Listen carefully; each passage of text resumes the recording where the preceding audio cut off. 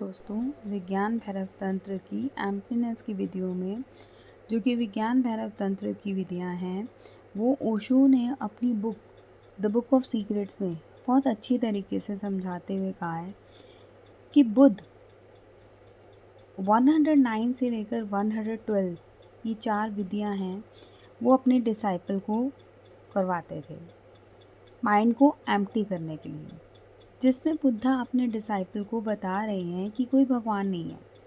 There is no god, you can't be totally empty.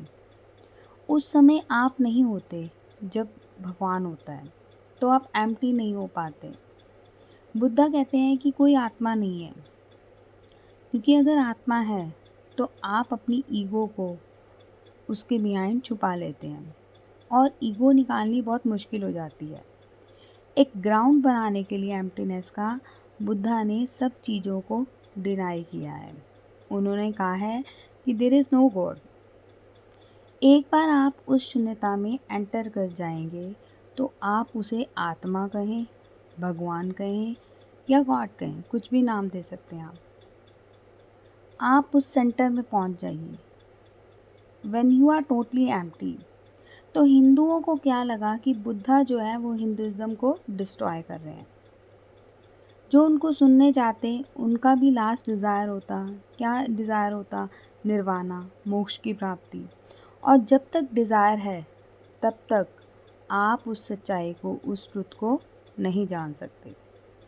उस truth को जानने के लिए आपको कंप्लीट डिज़ायरलेस होना पड़ेगा। जो मुक्ति का भी डिज़ायर है कि मुझे मोक्ष मिल जाए, निर्वाणा मिल जाए, वो भी एक डिज़ायर है। So you try to be desireless, then you can attain the ultimate bliss. He destroyed all goals, उसने सारा कुछ डिस्ट्रॉय कर दिया। Nothing to be desired. Drop all the desires, and when there is no desire, you will be empty. तभी आप उस शून्य को महसूस कर पाएंगे। और बुद्धा ने उसको शून्य को नथिंगनेस कहा, अनात्मा, अनंता, no soulness. You will not feel any centre. I am कहीं फील ही नहीं होगा, क्योंकि I is nothing but accumulated desires, condensed desires, crystallized desires।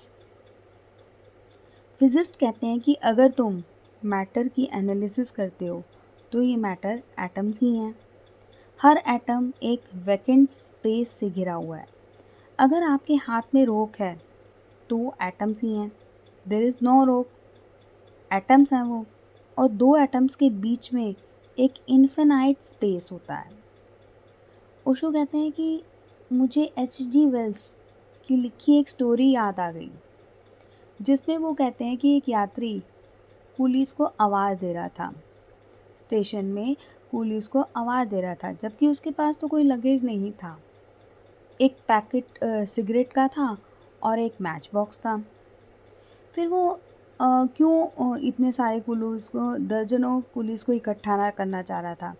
तो क्यूरियोसिटी से एक और दूसरे यात्री ने उनसे पूछ ही लिया कि जब आपके पास कोई सामान ही नहीं है तो why are you calling police? आपने दर्जनों पुलिस क्यों इकट्ठे कर रहे हो?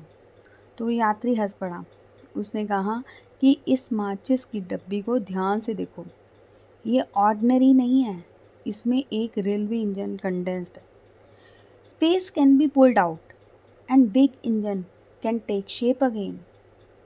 एक मैच बॉक्स में रेलवे इंजन आ सकता है और वेट सेम रहेगा, क्योंकि स्पेस हैज़ नो वेट, क्योंकि वेट एटम्स का होता है, स्पेस का नहीं। इसी तरह सारा अर्थ जो है वो कंडेंस्ड हो सकता है in the shape of one Apple.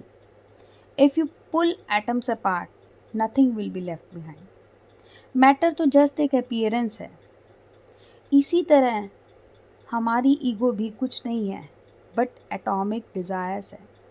अगर आप इनको पुल करते जाएंगे तो यू हैव डिसअपीयर्ड, और सिर्फ एक स्पेस रह जाएगा जिसको बुद्धा निर्वाणा कहते हैं। This is cessation of you completely. जब तक तुम कम्प्लीटली जाते नहीं, साइलेंस नहीं आ सकता।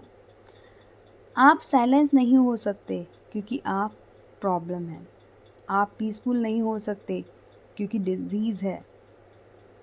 You can never be blissful क्योंकि आप ही बैरियर हैं। You are the barrier.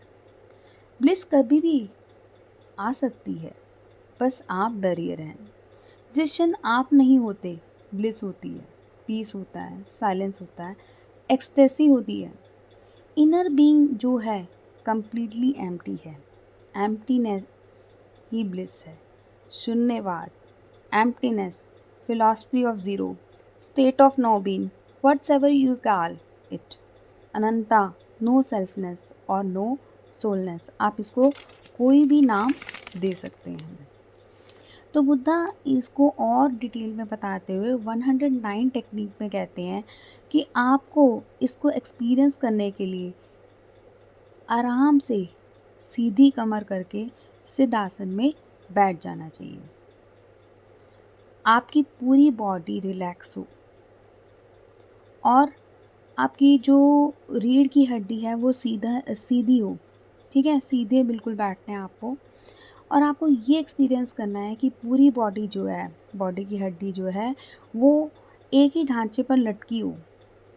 ठीक है, sit straight with body relaxed as if all the bodies is hanging on a backbone. अब अपनी आंखें बंद कर दीजिए और कामल फील कीजिए और काम होते जाइए। स्टार्ट फीलिंग और जस्ट बॉडी जो है उसकी बॉडी को फील मत कीजिए, सिर्फ वॉल्स ऑफ स्किन को फील कीजिए।